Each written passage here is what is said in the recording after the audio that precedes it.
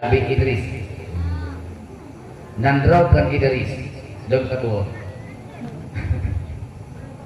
pakan ganyan gebuhnan Idris kan pakan ganyan hingga lebih dikenal dengan Idris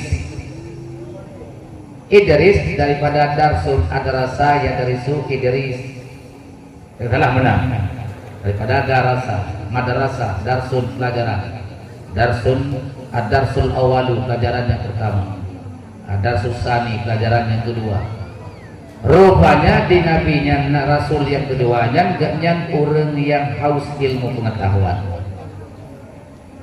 Selain beliaunya ahli perbuatan tanah, lagi Tengku Zakis Zakaria Ismail.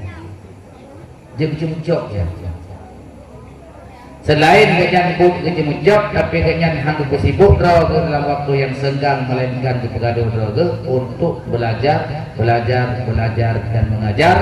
Dalam waktu yang cukup sempit beliau tetap belajar dan mengajar.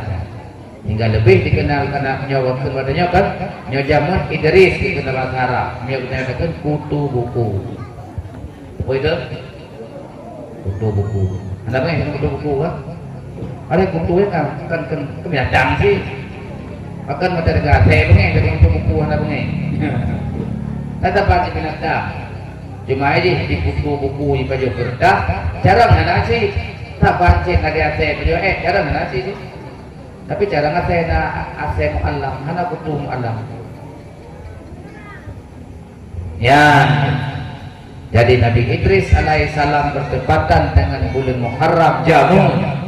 Maka Nabi Idris diangkatkan derajat Idris di Allah Subhanahu wa taala.